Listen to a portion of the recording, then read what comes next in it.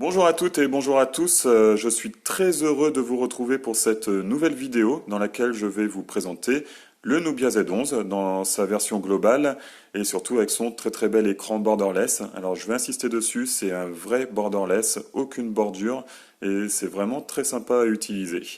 Donc tout d'abord, je vais remercier la boutique Fundroid.fr qui m'a gentiment prêté le smartphone que vous retrouverez en vente bien sûr dans cette boutique à 499,90 €, TTC, frais de port inclus et livrable en 24 heures. Voilà, mais je vous le redirai en fin de vidéo. On attaque par la boîte et puis le déballage pour voir le contenu. Donc la boîte elle est plutôt sympa, un aspect un peu premium avec un toucher un peu gomme, elle est de qualité, voilà. Donc on va s'attarder un peu plus par contre sur l'étiquette au dos. Et là on s'aperçoit que il n'y a plus de chinois, c'est de l'anglais. Comme je vous l'ai dit, on est sur une version internationale. Donc alors ici c'est le modèle NX 531J. Bon ça dépend du pays pour lequel il est destiné.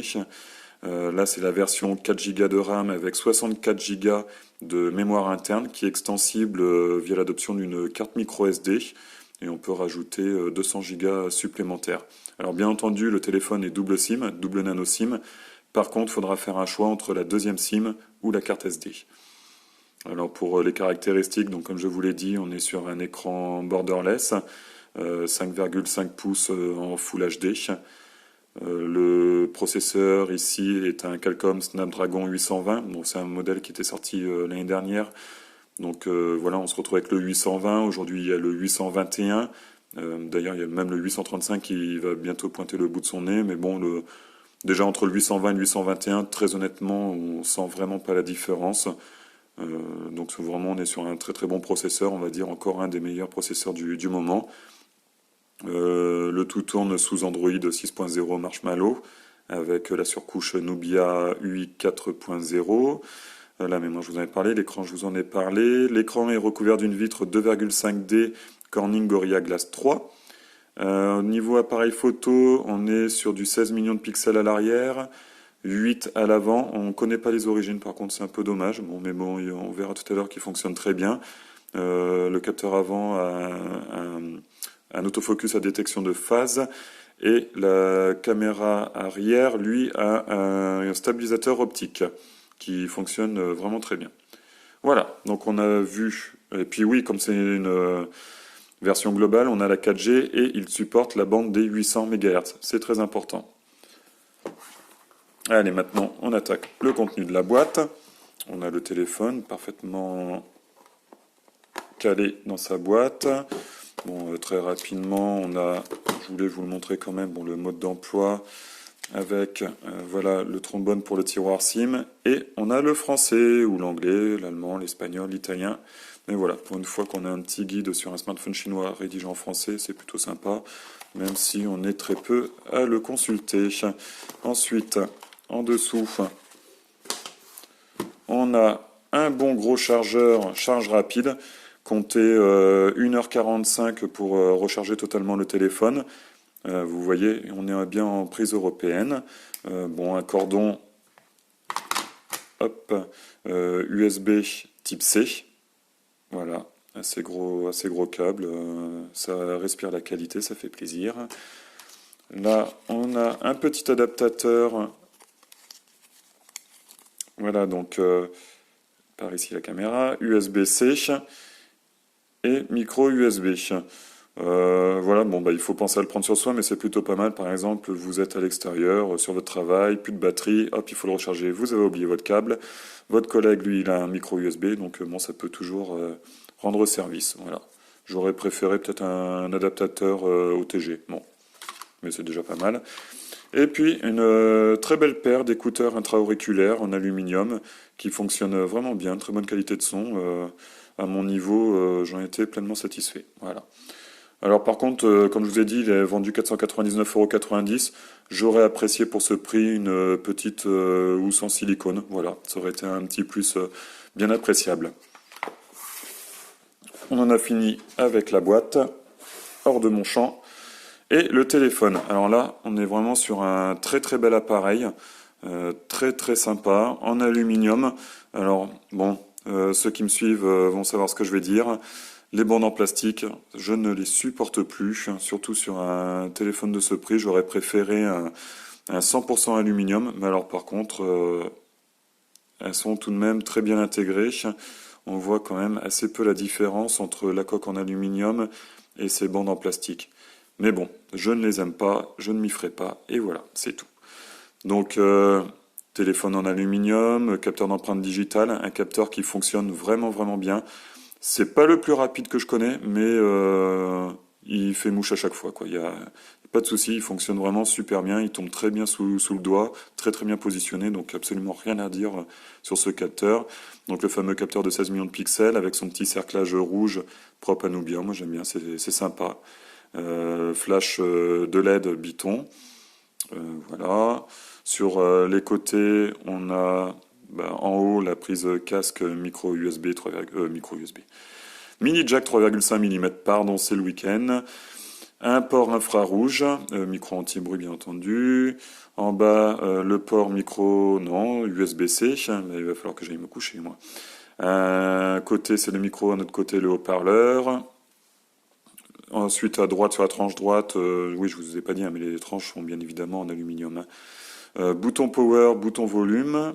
À gauche, le tiroir double SIM, comme je vous ai dit tout à l'heure. La deuxième SIM, il faudra faire le choix entre ce deuxième SIM ou la micro SD.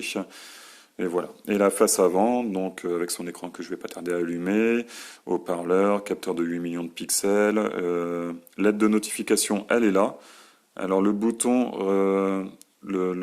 Home, là c'est une touche capacitive, reste en permanence de couleur rouge, mais dès qu'on l'allume, il y a un rétroéclairage et vous pouvez régler l'intensité. Et donc, comme je vous le disais, là c'est aussi la LED de notification, donc il se met à clignoter quand vous recevez des notifications, des touches capacitives. Le plus simple c'est d'allumer l'appareil. On les voit un petit peu, voilà, on les a aperçus. Voilà, donc des touches capacitives à droite et à gauche. À droite, c'est le bouton retour. À gauche, le bouton menu. Donc ça, on peut choisir de mettre le menu à droite et le retour à gauche.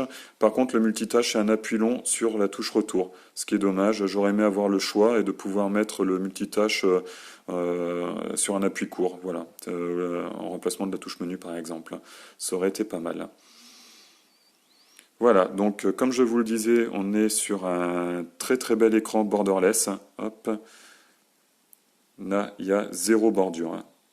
Bon, mis à part le cadre en métal là, mais on est vraiment sur du zéro bordure. Hein, j'essaye, c'est pas évident, mais voilà, vous voyez. C'est vraiment sympa, ça fait vraiment son effet. Ah, moi j'aime beaucoup, hein. J'aime beaucoup, d'autant plus que vous allez voir, Nubia apporte des fonctions qui sont accessibles depuis le bord de l'écran. Donc c'est marrant parce qu'il y a certaines marques qui font des écrans incurvés et qui proposent aucune fonction sur les bordures de l'écran. Et là on a un écran plat mais zéro bordure et Nubia fait l'effort de mettre des gestes appropriés à ce borderless. Enfin je dis ça mais en même temps ces gestes-là vous les retrouvez par exemple sur le Z11 Mini S qui a des petites bordures aussi. Mais par contre là d'avoir un borderless, ces fonctions sont vraiment beaucoup plus intuitives et faciles à utiliser. On va vite faire un tour dans les paramètres à propos du téléphone. Donc on a bien le Nubia Z11, je ne vous mens pas, le numéro du modèle que je vous ai indiqué sur la boîte, la surcouche UIV 4.0, le Snapdragon 820, on est bien sur 4 Go de RAM, 64 Go de stockage. Il me semble que j'avais fait une mise à jour quand j'ai reçu le téléphone. Voilà, version Android 6.0.1. Ne me demandez pas pour Nougat, là je ne sais pas encore s'il y a une mise à jour de prévue. J'ose espérer que oui, hein, mais je ne peux pas vous l'affirmer à 100%. Voilà, donc tant qu'on est dans les paramètres, on va y rester. Donc vous voyez, on est vraiment, comme on parle des paramètres, on va parler aussi du logiciel et de la surcouche Nubia V4.0. On est sur une ROM vraiment chinoise, sans tiroir d'application, avec des couleurs assez vives. Voilà, moi j'aime bien ces ROM chinoises, parce que le tiroir d'application, je trouve que ça fait doublon et je les aime pas trop. Je préfère avoir tout sur mes écrans d'accueil. Alors, on retourne dans les paramètres. Bon, rien de spécial à dire. L'affichage, on a vraiment des réglages basiques. Voilà, réglage de la luminosité. Lumière de respiration, ça c'est ce que je vous disais, ça c'est en fait c'est ce qu'ils appellent lumière de respiration, c'est la LED de notification qui est ici. Alors je sais pas si on veut bien le voir, là j'ai mis ajuster automatiquement la lumière, on peut le faire de manière automatique ou de manière manuelle. Donc là je suis à fond et vous voyez, je peux la réduire un peu. Voilà. Bon, il y a les touches capacitives aussi, là ça se voit pas bien sur l'écran, sur la vidéo, mais qui sont réglables aussi. Donc voilà, j'ai trouvé ça plutôt sympa. Si vous êtes du genre à laisser votre téléphone allumé pendant la nuit, au moins vous pouvez régler la LED de notification au plus bas pour pas que ça fasse un spotlight pendant la nuit dans votre chambre. Voilà. Alors, ensuite, affichage, bon, centre de notification, voilà, c'est plus là que je voulais en venir. Donc ça, c'est les gestes dont je vous parlais que Nubia a apporté à sa surcouche, qui sont vraiment sympas.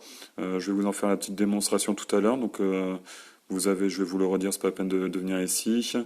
Voilà, donc dans ces gestes, ce qu'ils appellent gestes du bord, donc gestes qui sont interactifs avec les bordures du téléphone, de l'écran surtout, vous pouvez par exemple régler la luminosité. Vous posez vos deux doigts sur les deux bords de l'écran et hop, vous réglez la luminosité de l'écran. J'ai trouvé ça plutôt pratique. Au lieu d'aller dans le centre de notification et de chercher le réglage, là au moins, hop, on le fait directement. C'est plutôt sympa. Vous avez, alors c'est pas évident avec un téléphone devant moi, vous avez aussi la possibilité de naviguer parmi vos écrans d'accueil. Par exemple, vous êtes là, hop, vous restez appuyé. Ah oui, mais du coup, voilà. Donc soit, j'ai pas été assez rapide. Voilà. Donc là, vous pouvez naviguer parmi vos différentes pages d'accueil. Hop, vous l'allez là, et ben je reste là, et voilà, je retourne. Tac. Bon, c'est des petits raccourcis sympas, ça change pas non plus. On peut pas dire que ce soit 100% utile, mais c'est plutôt sympa. Ça change l'utilisation qu'on a de notre téléphone. Donc vous avez vu aussi des applications qui s'affichent. Donc voilà, je peux retourner dans les paramètres. Hop, en toutou. Hop, voilà. Comme on est sur un Snapdragon 820, 131 000 points, donc c'est un très bon score, un téléphone très performant, mais on en reparlera tout à l'heure. Voilà, c'était pour vous faire la démonstration de ces raccourcis. Je vais retourner dans les paramètres. Voilà, vous avez la possibilité aussi de balayer l'écran pour naviguer dans les dernières applications que vous avez ouvertes. Voilà, un peu comme dans un livre, du bas vers le haut ou du haut vers le bas, comme vous voulez. Qu'est-ce qu'on a d'autre? Bah, vous pouvez effacer le multitâche en faisant un petit aller-retour comme ça. Voilà, vous nettoyez le téléphone. Et aussi, alors ça j'aime bien, on le trouve pas assez souvent, la possibilité de scinder l'écran en deux parties. Voilà. Donc vous pouvez régler la taille, hein, vous êtes voilà, au milieu, comme vous voulez. Tac. Et donc en haut, bon bah comme je parlais du Antutu, on y retourne. Et puis bah là, je vais aller sur la page Fondroid par exemple de Facebook. Voilà, on peut faire différentes choses. À vous de trouver l'utilité de ça, mais moi je trouve ça plutôt pas mal, quoi. Par exemple, si vous visionnez la télé, une vidéo, tac, vous la mettez en haut et puis en bas, bah, vous regardez. Vous recevez une notification Facebook, comme vous voulez aller voir vite fait. Donc c'est plutôt sympa. Voilà, Nubia pense à tout et rend vraiment l'utilisation de son téléphone unique, on va dire. Donc oui, les performances, avec le Snapdragon 820, comme vous avez vu, on est sur 131 000 points sur Antutu. Donc là, on n'a vraiment rien à dire. On a un téléphone qui est vraiment très performant. Aucun ralentissement, pas de surchauffe. Rien à dire, quoi. Bon, comme je vous ai dit, maintenant il y a le 821 qui est un poil plus performant, avec lequel vous pouvez atteindre 160 000 points à peu près sur Antutu. Mais bon, honnêtement, à l'utilisation, on sent vraiment pas la différence, hein. Peut-être dans des jeux vraiment très gourmands, au bout d'une heure de jeu, peut-être que là on verra la différence, mais sinon, non. Le Snapdragon 820 est encore un très très bon processeur et il a encore bien quelques mois, quelques années devant lui. Il n'y a pas de souci à se faire là-dessus. Donc voilà, maintenant on va passer sur la qualité des photos. Alors je suis désolé, je les ai toutes effacées par erreur. Alors, j'en ai repris vite fait dans mon jardin à l'instant. Voilà, on est vraiment sur mon capteur 16 millions de pixels avec stabilisateur optique, ça c'est plutôt pas mal. On a vraiment un très bon rendu des couleurs. On a pas mal de détails. Hop là, qu'est-ce que j'ai fait? J'ai appuyé sur quelque chose sans le faire exprès. Voilà, on a vraiment pas mal de détails. Donc Non, c'est vraiment un très très bon appareil photo. Alors c'est peut-être pas le meilleur que j'ai vu, surtout en termes de détails. Je pense que j'ai eu des téléphones bah, comme mon Mi 5 là, qui est un peu plus poussé. Mais non, franchement, il y a vraiment rien à redire, quoi. Vous voyez, ça fait vraiment des très belles photos. Là, j'ai fait un peu du macro, enfin, pris en photo l'herbe où généralement c'est gavé de détails. On est quand même plutôt pas mal, quoi. Il y a un très bel appareil photo. Là, vous pouvez vous rendre compte aussi de l'effet borderless. Moi, je trouve ça plutôt sympa, quoi. Bon, sur des photos, c'est peut-être moins parlant, mais sur des vidéos, vous allez le voir tout à l'heure, c'est quand même bien sympa. Il me reste un selfie, très bel autoportrait de moi-même. En intérieur, voilà, on a là, pareil, rien à dire. Bon, si quand on est à l'intérieur, donc bon, bah là, vous voyez, ça commence un peu à flouter, on perd du détail. En plus, je m'étais mal rasé, donc il y a encore plus de détails à voir. Mais oui, non, à l'extérieur, vraiment nickel. À l'intérieur, bon, bah ça c'est normal de toute façon pour tous les capteurs, même pour le capteur principal, hein. Dès que la luminosité baisse, on perd en détail, un petit bruit numérique qui s'installe. Mais non, non, franchement, c'est niveau photo, il y a rien à dire, quoi. C'est comme je vous ai dit, c'est pas le meilleur, mais franchement, il est largement suffisant. Oui, il y avait cette photo qui était sympa aussi. Voilà. Vous voyez, avec des conditions de luminosité un peu particulières, il fait bien le job. Donc, non, non. Rien à dire. Allez, on passe à la vidéo, qui n'est pas très loin. Elle est ici. Voilà. Qui va nous permettre de voir l'écran et puis de voir aussi un peu le son.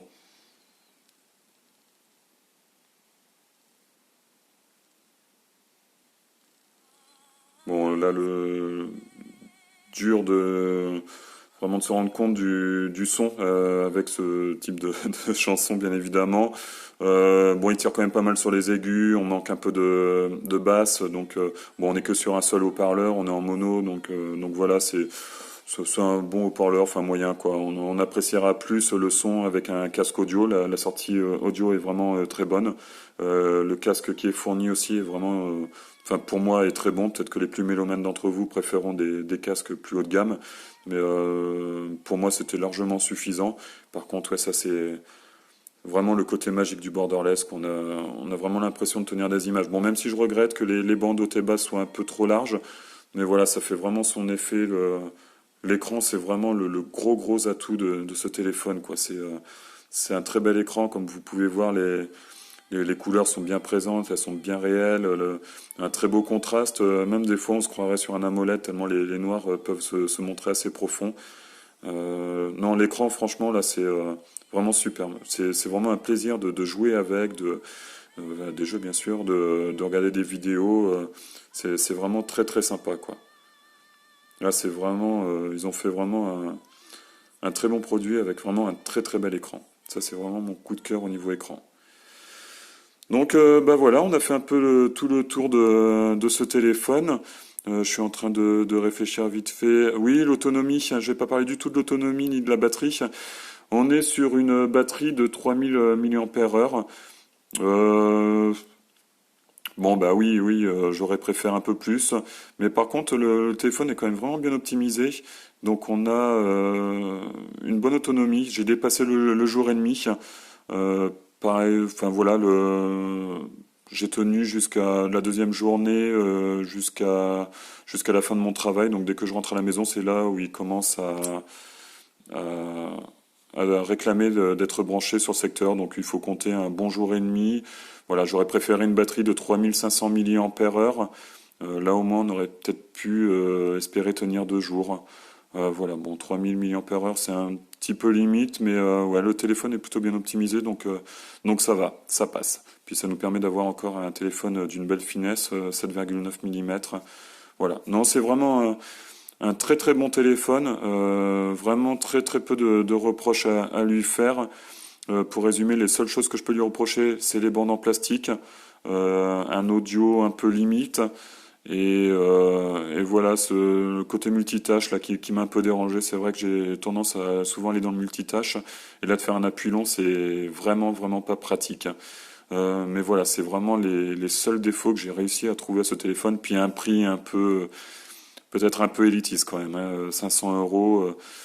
Il les vaut, ça, il n'y a pas à dire, il les vaut, mais voilà, c'est pas à la portée de tout le monde. Donc 499,90 € chez fundroid.fr. Donc le stock est en France, donc vous êtes livré très rapidement et les frais de port sont inclus. Et pas de risque d'avoir des frais de douane surprise. Eh bien voilà, bon bah cette fois je pense vous avoir tout dit sur ce téléphone. Ça reste un bon coup de cœur, comme je l'ai marqué dans mon test écrit, que vous retrouverez bah, à partir de la description de cette vidéo, je vous ai mis le lien. Donc vous le retrouverez là, il sera plus complet. Peut-être que je m'attarderai plus sur des points que j'ai oublié de mentionner dans cette petite présentation vidéo. Bah, je sais plus ce que je voulais dire, mais oui, oui, c'est un coup de cœur. Oui, j'avais testé le Z11 Mini S.